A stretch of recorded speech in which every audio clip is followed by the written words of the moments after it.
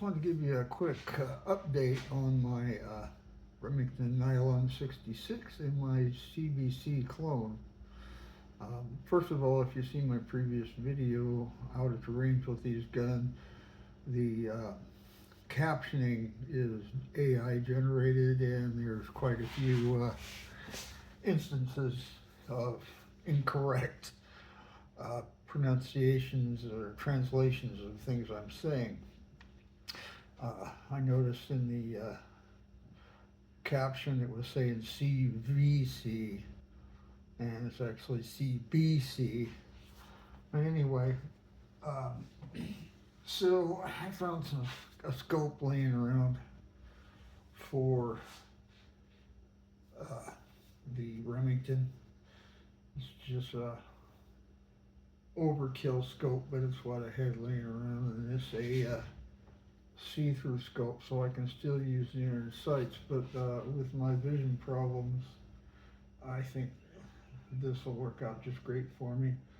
However, this gun was filthy and gummed up on the inside. There was caked up gummy material in there, and I watched a few videos on YouTube on how to disassemble and clean this gun, so I looked at those and took this apart mostly. I didn't take any of the trigger group out, it's just too complicated, and it was easily accessed without removing anything anyway.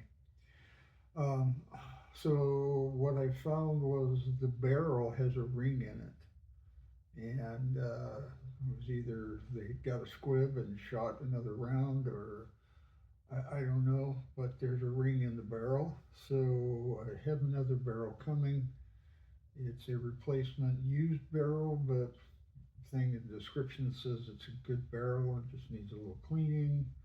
We've all heard that before, but I'm taking a risk and going to replace this barrel on this gun. Actually, these are really easy to disassemble, and it was interesting to see how this thing is made, and yeah, it was kind of fun. So anyway, taking the barrel out and replacing it's a piece of cake. It don't take probably half an hour or less to actually do that. So yeah, one thing I did notice was this the receiver, which is basically just it's not even a receiver, it's just a metal cover. The whole thing is plastic, like I said before. I did notice that on the internals, the bolt rides on plastic rails. There's no metal on metal contact with the bolt and the stock, which is really cool. I'm impressed at how this gun wears. I believe I said this was a 1972 in my video, and that's a long time. It's in their 70s. I'm not sure what I said, but it was in the 70s when this was made, according to the barrel date. And I was impressed with how I didn't really notice any wear in there as far as the contact between the bolt, basically it's a slide hammer in here, the slide hammer, and the plastic. These are pretty durable guns from what I saw when I took it apart. Unless you squib the gun or do something stupid with the gun, from what I'm seeing, they should last for years. So yeah, we'll put the replacement barrel in here, and then we'll take it out and shoot it again, and hopefully it shoots better than it did. So that's the story on that gun. Oops.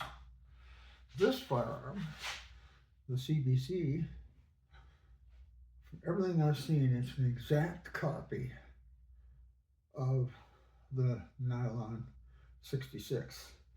And I did a little research, and CBC and Remington at one time were owned or partially owned by DuPont. And so there's a connection there between the two companies, and So I don't know any more than that, but I'm assuming that they used the tooling Remington had, or they made their own tooling. I really don't know how that worked.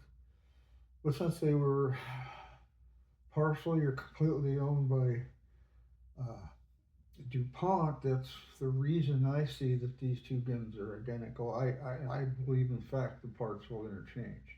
From everything I saw from the internals on these two guns, it looks like they would interchange. Um, this one, when I took it apart, was not all that gunked up on the inside. I don't know the year this one was made, but it was pretty clean. It just needed lubrication and a light cleaning. And I put the Weaver scope that I got it that came with it back on. It's Weavers are good scopes, but it was way out of adjustment, like somebody just threw it on.